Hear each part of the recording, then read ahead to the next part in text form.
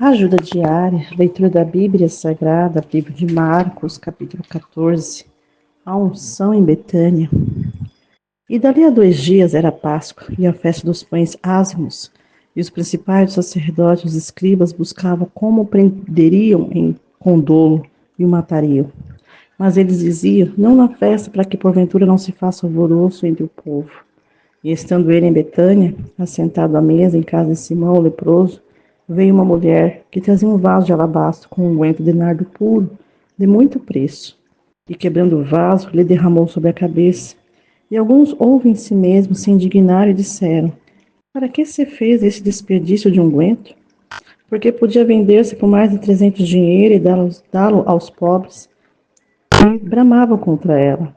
Jesus, porém, disse, deixai-a, porque a molestais? Ela fez-me boa obra, porque sempre tendes os pobres convosco, e podeis fazer-lhe bem quando quiserdes, mas a mim nem sempre me tendes. Essa fez o que podia, antecipou a ungir o meu corpo para a sepultura. Em verdade vos digo que em todas as partes do mundo onde este evangelho for pregado, também o que ela fez será contado para sua memória. E Judas Iscariotes, um dos 12, foi ter com os principais sacerdotes para lhe entregar. E eles, ouvindo, folgaram e prometeram dar-lhe dinheiro, e buscava como entregaria uma ocasião oportuna. E no primeiro dia dos pães ázimos, quando sacrificavam a Páscoa, disseram-lhe os discípulos, aonde queres que vamos fazer os preparativos para comer a Páscoa? E enviou 2 dos seus discípulos e disse-lhe, ide à cidade, e um homem que leva um cântaro de água vos encontrará. Seguiu. E onde quer que entrar, dizei ao senhor da casa, o mestre diz, onde está o aposento que hei de comer a Páscoa com os meus discípulos? E ele vos mostrará um grande cenáculo mobiliado e preparado. Preparai ali. E saindo os seus discípulos, foram à cidade e acharam como lhes tinha dito, e prepararam a Páscoa. E chegada a tarde foi com os 12. E quando estava sentado a comer, disse Jesus, em verdade vos digo que um de vós que comigo come, há de trair-me. E eles começaram a entristecer-se e a dizer-lhe um após outro, sou eu?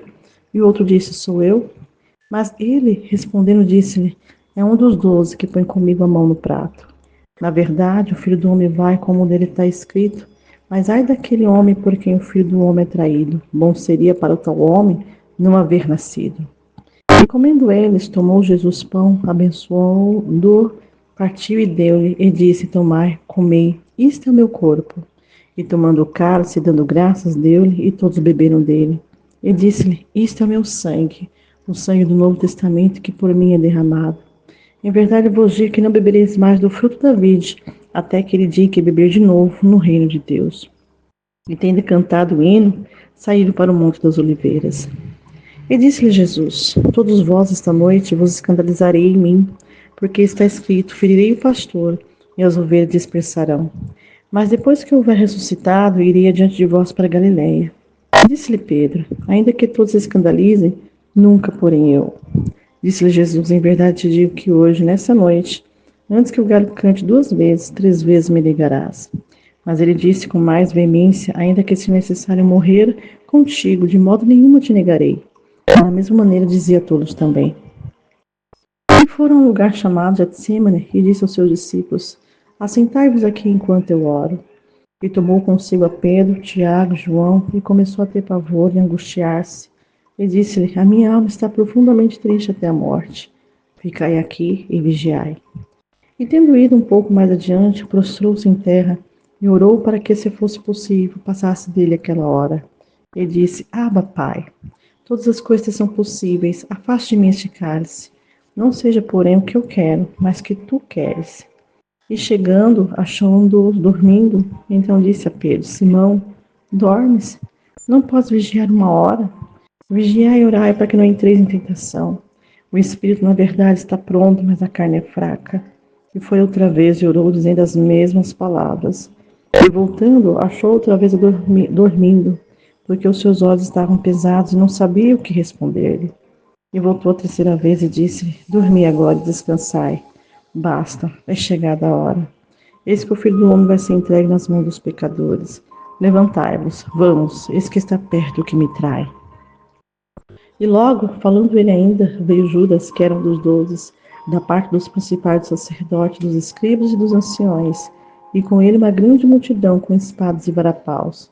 Ora, o que o traía tinha-lhe dado um sinal, dizendo: aquele que eu beijar, esse é, prendei-o, levai-o com segurança.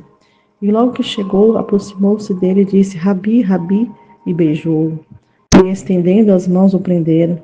E um dos que ali estavam presentes, puxando a espada, feriu o servo do sumo sacerdote e cortou-lhe uma orelha. E respondendo Jesus disse: saíste com espadas e varapaus a prender-me como um salteador. Todos os dias estava convosco ensinando no templo e não me prendeste, mas isto é para que as escrituras se cumpram. Então, deixando-o, todos fugiram. E um certo jovem o seguia, envolto em um lençol sob o corpo nu, e tentaram agarrá-lo. Mas ele, largando o lençol, fugiu nu. E levaram Jesus ao sumo sacerdote. Ajuntaram-se todos os principais sacerdotes, os anciões, os escribas, e Pedro o seguiu de longe, até dentro do pátio do sumo sacerdote. E estava sentado com os servidores, aquentando ao lume. E os principais sacerdotes, todo o concílio, buscavam algum testemunho contra Jesus para matar, mas não achava, porque muitos testificavam falsamente contra ele, mas os testemunhos não eram coerentes. E levantando-se alguns, testificaram falsamente contra ele, dizendo: nós ouvimos-lhe dizer: eu derrubarei esse templo construído por mão de homens, em 3 dias edificarei outro, não feito por mãos de homens. E nem assim o seu testemunho era coerente. E voltando-se o sumo sacerdote no sinédrio, perguntou a Jesus, dizendo: nada respondes? Que testificam esses contra ti? Mas ele calou-se e nada respondeu.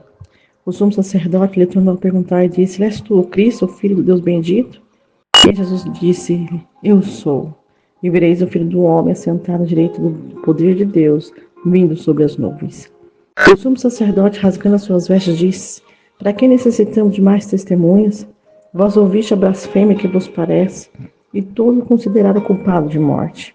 E alguns começaram a cuspir nele, cobrir-lhe o rosto e dar-lhe murros, e a dizer-lhe: profetiza, e os servidores davam-lhe bofetadas. E estando Pedro embaixo no lado, chegou uma das criadas do sumo sacerdote. E vendo a Pedro, que estava aquentado, olhou para ele e disse: tu também estava com Jesus Nazareno. Mas ele negou, dizendo: não conheço, nem sei o que dizes. E saiu fora do alpendre, e o galo cantou.